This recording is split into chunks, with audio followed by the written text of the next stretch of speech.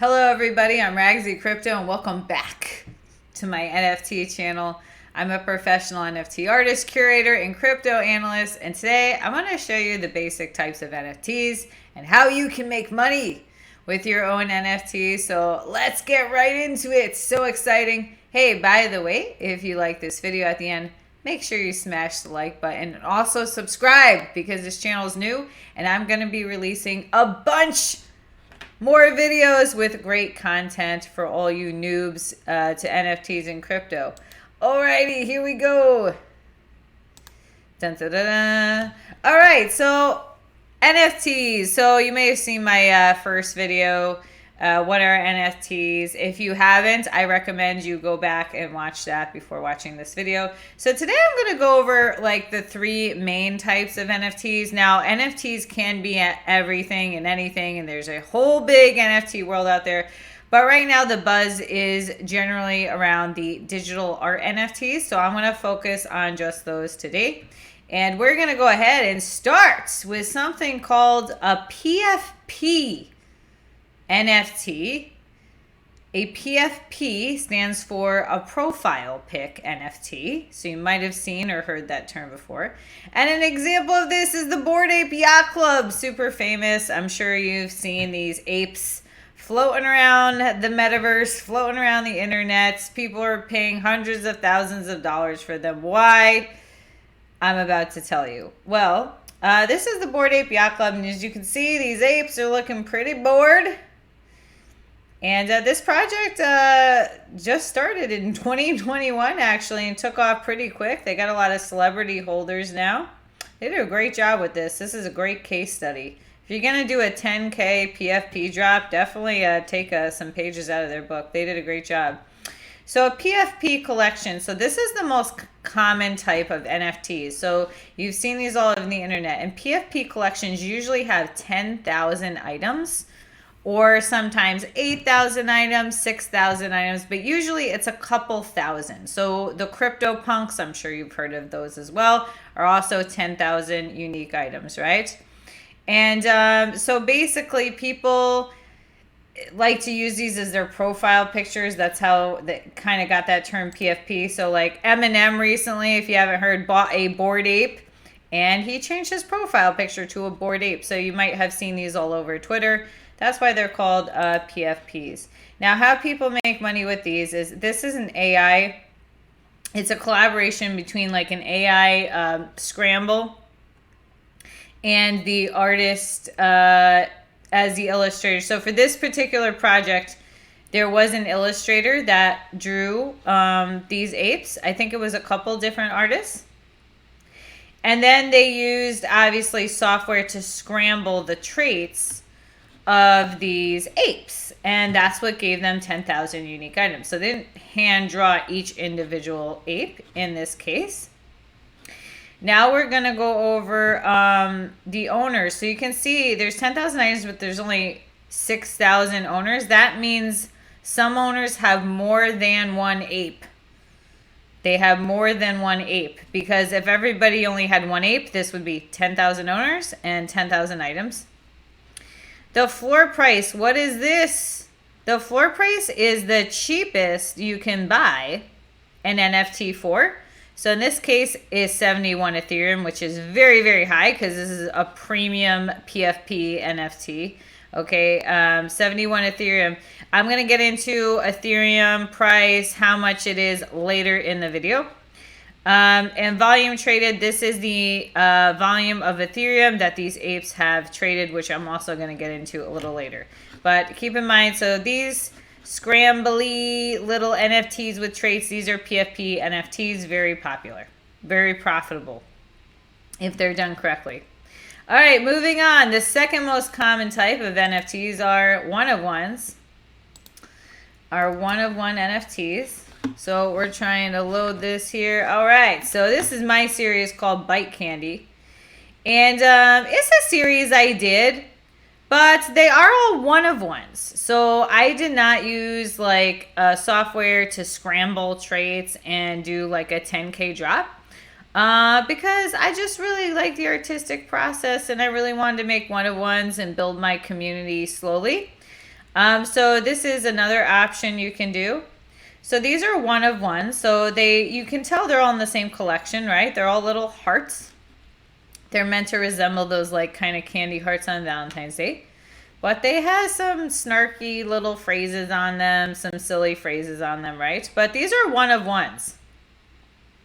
Not to be confused with PFPs, though they can be used as PFPs. They do fit. They do fit very nicely. But these are really one of ones. And a lot of artists actually go this route. And in fact, on the homepage of OpenSea, they usually have an artist, showcase an artist with one of one. So this is just a random artist that was here today. So this is a one of one piece. So there's only one of these, and this is the only one you can buy. Same thing with Bite Candy. If you bought like this heart here, this is the only one. There are other ones that say Bite Me, but this is the only one in the color pattern, and it was minted by itself. Whereas these Bored Apes, they were minted all together. By the way, if you're not familiar with the term minted, it just means it's a fancy way of saying created the art on the blockchain. All right, and then the third most talked about NFT right now are Metaverse or gaming NFTs. So this is a sandbox. This is a Metaverse that you may have heard of. And here's our marketplace. So here's our NFTs here. So we got, look, there's like the little cute sneakers you can buy. So these NFTs you can actually use in the sandbox Metaverse. So these NFTs have something called utility. So if you've heard the word utility, what's the utility with NFTs? Well, these NFTs have utility, so these look like little sneakers that you can actually wear, so you can use them in their little digital metaverse here. So here's a little map of their metaverse. So you can see people have land and they're building these digital worlds, and basically these little block people can walk around this metaverse and wear these cool NFTs, and maybe they can drive like these NFT trucks or something like that. So that's kind of like the third main type of NFTs. Now, again, there's so many different types of NFTs. I could go on and on forever. Eventually, NFTs are going to be used for real estate, for literally everything. But the interest right now is in digital art NFTs. So these are pretty much like the three most popular kinds. All right, now we're going to go over the Ethereum. So NFTs, because they're on a technology known as blockchain, Bored Ape Yacht Club, CryptoPunks, My NFTs, and the most popular projects are on something called the Ethereum blockchain. But not all NFTs have to be on Ethereum. Ethereum is a type of cryptocurrency. So there are other NFTs that are on different blockchains and use different cryptocurrencies. And if you're interested in those, I will be putting out a video. So make sure you subscribe. But today we're just going to be talking about the Ethereum blockchain NFTs because those are the most popular, right? So this floor price, 71 ETH. Well, how much is it? Well, let's say the price of Ethereum is $3,000. 3,000 times 71.5 would give you a floor price of $214,500, which is a lot of money. Yeah, but that's about right for this specific NFT project. This one's very popular and very expensive. Now, this volume traded, is this how much Bored Ape Yacht Club made? Well, no. This is where people get confused. So this is exactly what it says, the volume of Ethereum traded. So let's say I bought a Bored Ape super early for 1 Ethereum. Okay, and then let's say I sold it for 10 Ethereum. The 10 Ethereum goes to me, and the 10 Ethereum gets added to this pot here. So it would go up by 10 Ethereum if that were the case. So the 10 Ethereum still goes to me, not to Bored Ape Yacht Club. However, Bored Ape Yacht Club and the artists get a commission or a royalty every time something sells. Now, I'm not quite sure how much that is. I would imagine somewhere between 2.5% to 10% goes to them. But this overall is the volume traded. So how much Ethereum was traded using the apes, essentially. Not how much this project has made in total because it's dispersed among its 6,000 owners here. All right, so now that we No, that's so we can see, we can kind of like click on some of these apes and you can see down here last. So this ape here is up for sale. It's up for auction because there's a bid on it. And you'll see this word here last. This means this last sold for 62 Ethereum. 62.88 Ethereum was the last it sold for. So it's up for auction. So they're probably trying to get more for it now. And they probably will because the floor, the cheapest you can buy it for, is 71.5. The floor price is the least expensive NFT you can buy in that collection.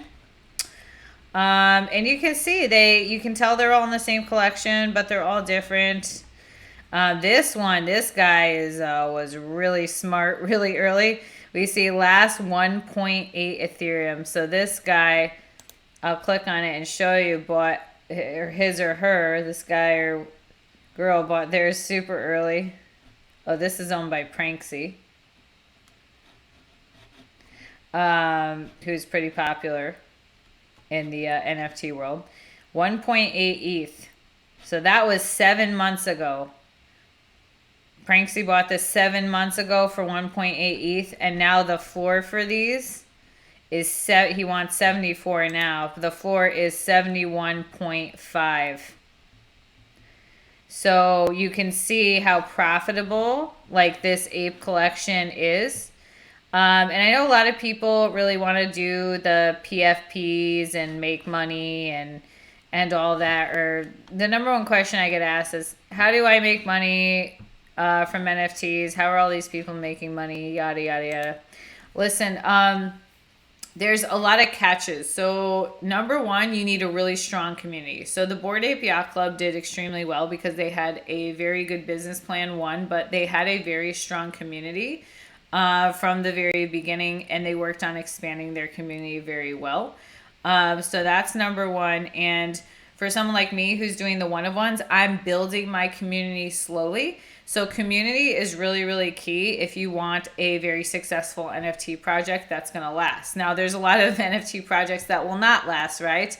Because you'll see a lot of people kind of doing these scrambly AI projects, launching them, people buying in, hoping they're going to go up, and then they never do. That's due to a lack of community and a lack of development in this series. So you definitely want to watch out for that.